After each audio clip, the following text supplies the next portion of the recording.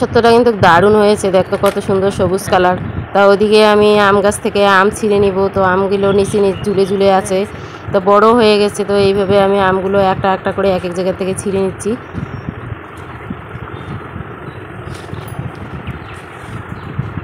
তো আমার ভাজতে আমগুলো ছিঁড়ে দিল, ও একটু লম্বা আছে তাই ছিঁড়তে পারলো। আর এইদিকে আমি আমগুলো দেখো এইভাবে রেখে দিলাম।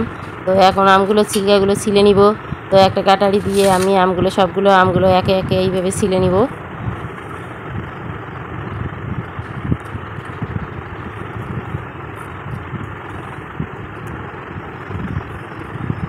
ওদিকে গামলায় করে জল নিয়েছি ধোয়ার জন্য। তো এইভাবে দেখো আমি আমের ছিলকাগুলো ছিলে নিলাম, নিয়ে এখন মাঝখানটায় কেটে আমের যে আটিটা আছে ওটা এখনও শক্ত হয়নি, তা ওটাকে আমি বাদ দিয়ে দেব।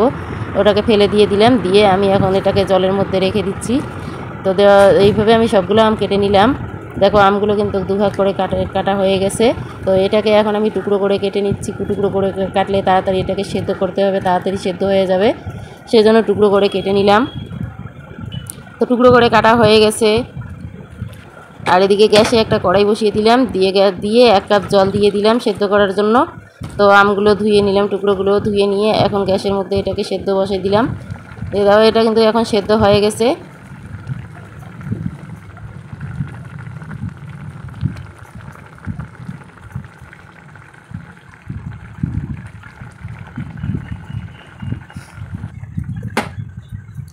এখন আমি এটাকে নামিয়ে নেব। তো একটা ঝাড়নি দিয়ে নামিয়ে নিলাম, একটা ছাঁকনির মধ্যে নিয়ে নিলাম। এটাকে একটা ছোট গোল হাতা দিয়ে ঠাসা দিয়ে এটাকে মিহি করে নিতে হবে। তো এটার আটিটা একটু শক্ত শক্ত ভাব এসেছে, তো এটা এই জন্য আমি ছাঁকনি দিয়ে এটাকে চেপে চেপে এটার রসটা বার করে নেব। এইভাবে আমের মাংসর রসটা আমি বার করে নিচ্ছি।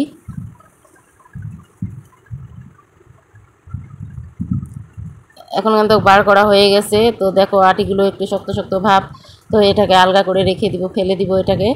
আর এখন কিন্তু হয়ে গেছে, কড়াই বসিয়ে দিয়েছি, দিয়ে আমের যে মাংসগুলো আছে দিয়ে দিলাম। 1 বাটি দিয়ে দিলাম চিনি, দিয়ে দিলাম চিলি ফ্লেক্স, আর ওখানে কয়েকটা মৌরিও দিয়েছি, আর দিয়ে দিলাম সামান্য ফুড কালারটা দিয়ে দিলাম। কালারটা কাঁচা আম, তো কাঁচা আমের কালার আসার জন্য ফুড কালারটা দিয়ে দিলাম। তো এখন দিয়ে দিলাম সামান্য লবণ। তো এখন কিন্তু হয়ে গেছে। আর এদিকে দুটো থালা নিয়েছি, থালাতে দিয়ে দিলাম সর্ষে তেল। থালাতে সর্ষে তেল দিয়ে থালাতে মেখে নেওয়া হয়ে গেছে। তো এদিকে এখন দিয়ে দিলাম আমের জেলিটা, দিয়ে এটাকে একটা খুন্তি দিয়ে সম্পূর্ণ থালার মধ্যে করে দিতে হবে। তো এইভাবে আমি খুন্তি দিয়ে থালাটাতে ছড়িয়ে নিলাম। এটা এইভাবে পাতলা করে ছড়িয়ে নিতে হবে। তো সম্পূর্ণ থালাতে দিয়ে দিলাম এইভাবে।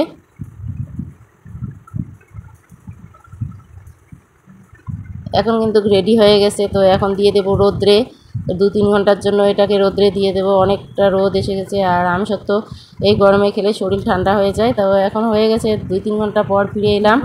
দেখো আমসত্ত্বটা কিন্তু রেডি হয়ে গেছে, আমি হাতে করে তুলে দেখাচ্ছি। দেখো কত সুন্দর রুটির মতো হয়ে আছে।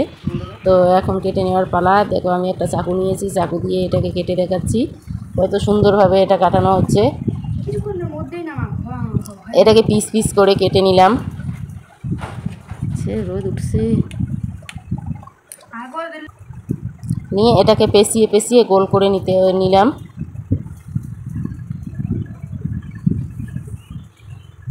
এইভাবে একে একে সবগুলো আমি পেঁচিয়ে নিয়ে গোল করে দিয়ে দিব।